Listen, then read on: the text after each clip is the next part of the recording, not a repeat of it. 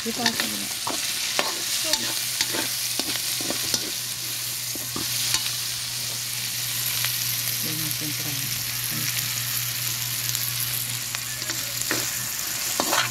Luluto tayo ng isang sayote. Ayan, ginisa ko muna yung bawang, sumunod yung sibuyas, tapos itong sili. Ay, una yung karne pala, sinangkot ko. Tapos, after kong medyo brown na siya, nilagay ko na yung bawang, tapos sumunod yung sibuyas, tapos sili, tapos ayan, kamatis yung last ko na caramelize ko, tapos lagay na natin tong sayote.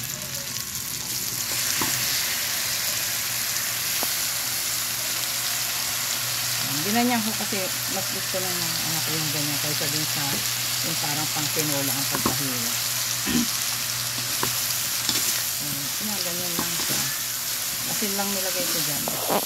Nung sinusutay ko na yung karne, pinimplahan ko na siya ng konting asin para pagkagat mo dun sa karne, may lasa na siya. Ganyan lang.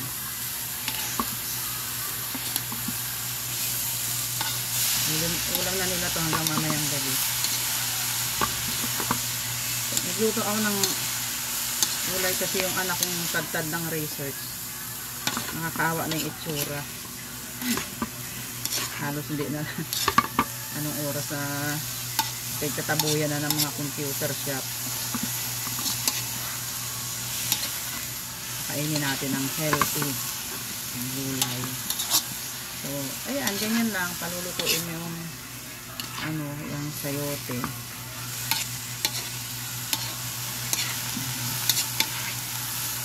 Lagyan lang natin ng kasi yung anak ko, yun, mukhang sabaw yun.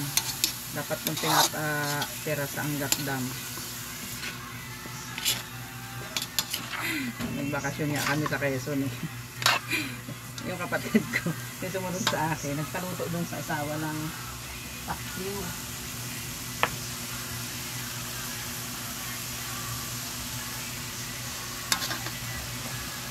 Hi vlog, welcome to my time.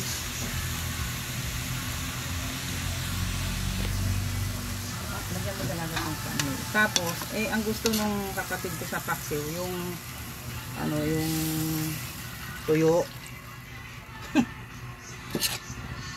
Di ngayon dinagdagan ng pagko ng ng sabaw. Pag tingin ng kapatid nagalitan niya. Bakit ang dami sabaw nito? Sabi si baby gusto daw may sabaw eh. Di siyempre first time nagbakasyon dun sa kanya, hindi na siya nakaimik. Sabi niya paglabas, sabi niya, pakakita ko ng paksiw na ang daming sabaw.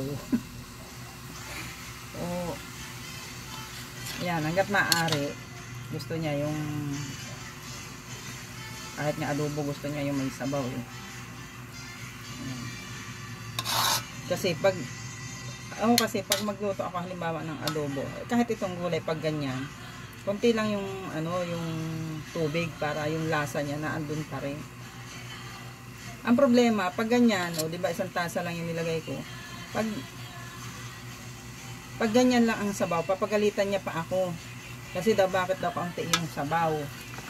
O di, kaya mag-a-adjust ka. Adobong paksi.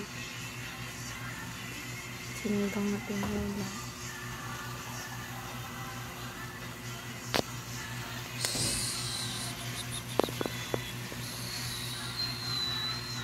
Dagdagan pa natin ng isang tasa pang protein. Kasi ako, basta may, puro tama na yung ganyan. Kalahati lang. Kulain lang natin yung luto niya. Tapos titikman lang natin kung okay na yung asin na nilagay ko kanina dun sa kanin. Kasi yung, ang gusto niya kasi yung kanin niya, lumulutang sa sabaw. Kaya, Eh, tinatrain ko siya magluto. Minsan, ano ba to be? Bakit, ano, ang daming sabaw? Oh, di ba sabi mo, kung sino ang nagluluto, yun ang masusunod. Kaya, ano pa, hindi ka na makareklamo. Kaya yan, dapat to konti lang talaga. Hayaan nating magkatas yung sayote. Pero kasi ito, konti na lang ang tubig nito kasi sinala ko siya. Pinatulo ko sa, ano, strainer. Kaya konti na ang tubig niya. So, ayan, marami siyang sabaw na ganyan. So, hindi naman nila mauubos dalawa hanggang mamayang, kaya may matitira pa sila diyang ulam hanggang mamayang gabi.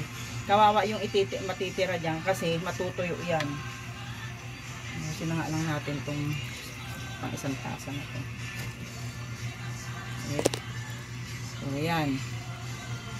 Antayin natin yan na ano na kumulo, maluto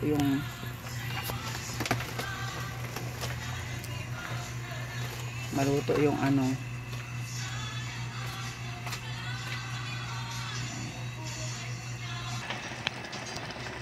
Ayan, kumukulo na siya.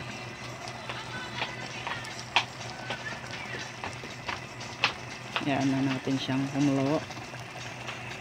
Ayan, maya patayin na natin. Sarap. Ayan, luto na siya. Hintayin ko na lang yung ano, yung ABM student.